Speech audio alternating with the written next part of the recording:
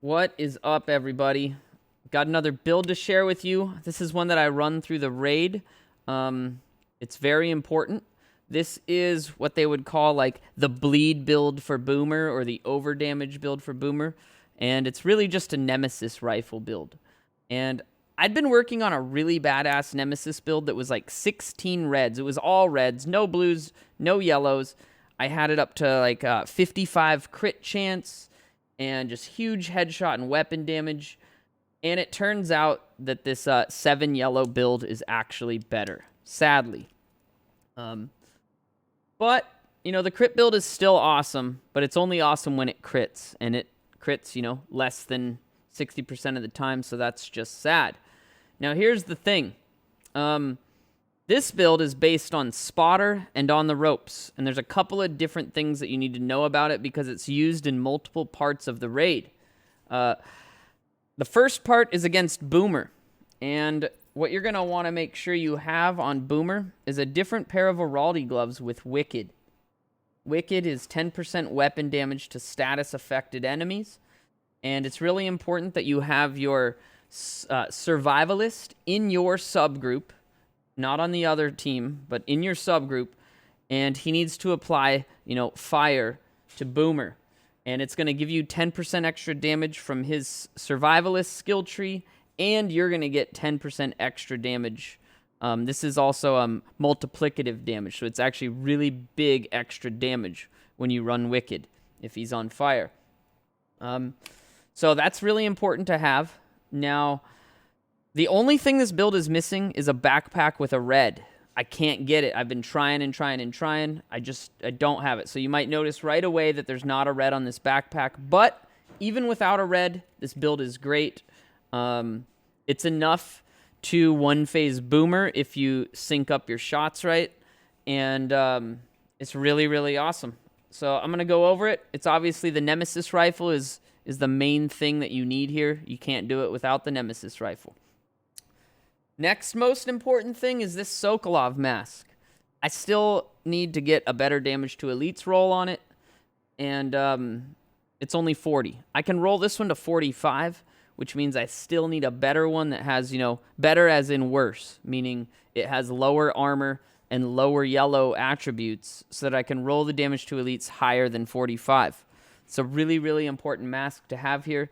2 yellows, 1 red with spotter. It's the only mask that you can use if you're going to try to maximize this build. Now, the chest piece. What you want to go for is a 5'11 chest piece, not Fenris. Now, my 5'11 chest piece is almost the right one. It's got hard hitting, but it needs a yellow. So instead of this crit chance, I would have wanted this to be a yellow. But I don't have it, so this is my chest piece. 14 weapon damage, 14.5 headshot damage. We've got the yellow roll, hard hitting, doesn't matter what the talent is, not using unstoppable force. It's just for the damage to elites here, hard hitting, and an offensive mod slot. Now, best in slot is a 5'11 chest, like I said, with a yellow on there, because you get 2 red mod slots. Really important. The other thing that's important is try to get mods that have damage to armor. Damage to armor is great. Unfortunately, I don't have a bunch of good marksman rifle damage to armor mods, so I've got room for improvement there. Holster, there's only one option, Araldi's. You gotta have 3-piece Araldi's for this. The headshot damage in the marksman rifle is very important. And this holster needs to have a yellow attribute with precise. So you don't have much options there. Yellow attribute with precise, and it has a red mod slot. So here's my marksman rifle, weapon damage, damage to armor. Really nice holster there. Now, knee pads, you have multiple choices here. You don't need Wyvern. You could use Wyvern. I think you can use Overlord. You can use Douglas and Harding. Anything that rolls a yellow with hard hitting and a red mod slot. So you've got multiple choices, but it needs to be yellow, hard hitting, red mod slot. And there you go. Gloves, if you're not using this on Boomer, then you don't want Wicked necessarily. Sometimes you might. If you've got someone applying fire, then you want to use the Wicked. If you don't have your what's his name? The damn healer guy or whatever. If you don't have him applying fire status effects, then don't use Wicked. What you want is an Araldi glove with headshot damage. It's kind of hard to get. I still only have 7% marksman rifle damage, and it's got precise. So, this is what you want to look for, but, you know, obviously more marksman rifle damage. Really important, and it's also really hard to get. So, keep your eye out for that. You can craft these.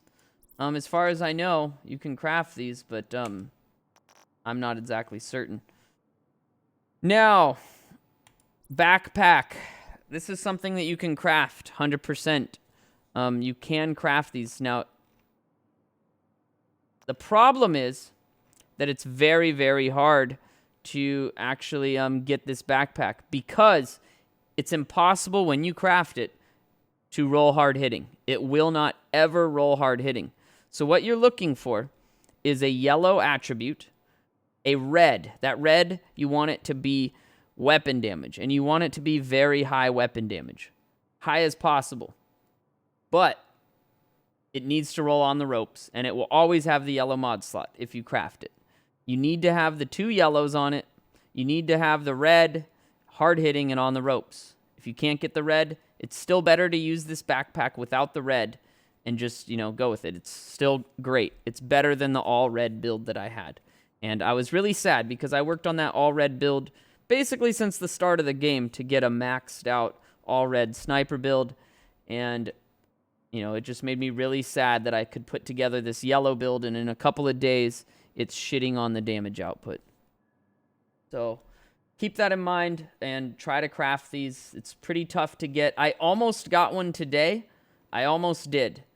But sadly, it didn't roll what I wanted. I think it's in my stash. It rolled so close to amazing. So close. Here it is right here. It rolled 9.5 weapon. No, that's not it. I lied. Here it is. It rolled 11% weapon damage on the ropes. Yellow mod slot. Would have rolled this destructive to damage to elites, but it rolled health instead of yellow. If this would have been yellow, this would have been the unbelievable God roll backpack right here. I would have been so happy, but, you know, one stat off, and just can't do it with that yellow because I don't know where else I would make it up. So that's the build. Now, there is another variation. Oh, so as far as skills, I use Pulse with a long cooldown. I don't actually want really fast cooldowns usually.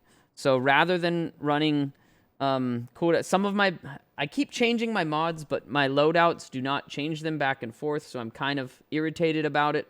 But preferably, the way I like it, I don't actually like the cooldown to be short. So I actually either take the mods out or put extended range or something, because I want my on the ropes to stay up as long as possible. It's up to you whether you want to be constantly spamming your skills or leave them on cooldown for a long time. It depends on your group and how you play.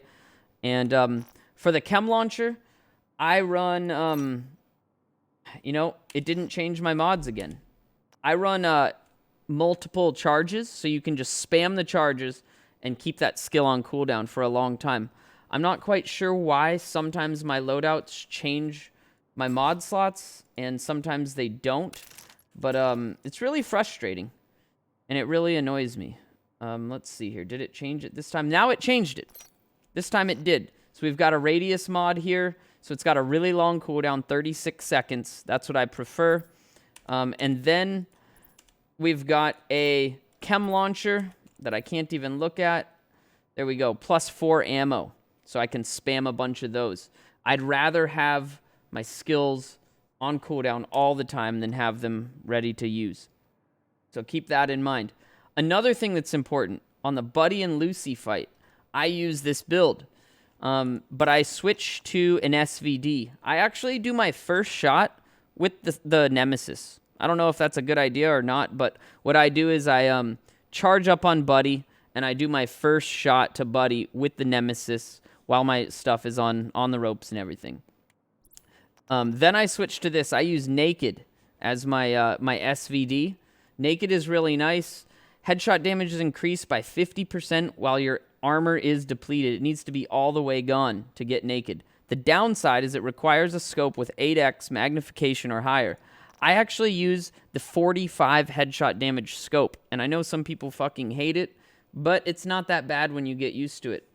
I put that scope on. I put a crit chance on the barrel, or on the underbarrel. I put damage to elites on the muzzle, and obviously the extended magazine. I like optimized because I spam my shots as fast as possible. And there is a trick to this, right? As you push the buttons to get Buddy and Lucy to come out, rather than throwing a grenade on the ground and then walking into it, with this build, you will kill yourself really, really easily. I don't have much health, so I die real quick with this build. The trick is to drag, you hold the grenade down and drag it to your body until you see that you're in the red, and then you throw it and stand there. And it shouldn't kill you.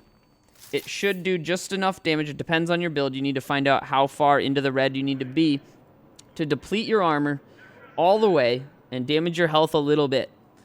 Then you need to get in cover. But before that fight, you need to get rid of your Chem Launcher. I actually like to use the Hive. And I put the Hive on the ground, and then I blow it up. It has a really long cooldown. Some people like Seeker Mines. You can use a Seeker Mine to do a little bit extra damage, but the problem I had is if your group is not super fast, Seeker Mines might come back on cooldown. So what you can do is throw a Reviver Hive on the ground and then break it. And it goes on a really long cooldown. And then you can pop your pulse, and then you can get ready to do a bunch of extra damage. My pulse is 35 seconds or so with your on the ropes. And that way, if you still didn't kill them within 30 seconds, all you got to do is pulse again, and you don't have to worry about, the booster hive or the popping a whatever, the rolly balls or whatever. And you don't really need to have pulse out there all the time, assuming that your group runs with a what's it called, tip of the spear build. If you've got someone running tip of the spear, you don't actually need your pulse to be out there. Now, if you don't run tip of the spear, then you might actually want these fast cooldowns. But lately, my group always has tip of the spear, so there's really no need for it. You don't even need pulse yourself. So that is what I change up for the Buddy and Lucy fight. And then for Razorback, I'm using a TAC 50 build, not this Nemesis build. And that's a whole different build for a different YouTube video. And that will be up in the next day or two. I've been working on a lot of new builds here that I've been using. I got a PvP one I just put up. I'm going to be putting up all my different raid run builds that I use to try to do these speed runs. It's new to me. I haven't really been trying to speed run the raid until really this week, and been trying to get the builds and everybody else in my group's builds put together so we can actually do it rather than just kind of casually running the raid and pretending it's a speed run. But it's weird builds to run the raid really fast, under 15 minutes. It's a weird build that's required. A lot of weird builds, not what you would assume, and far from what you would assume is, something good. A lot of them.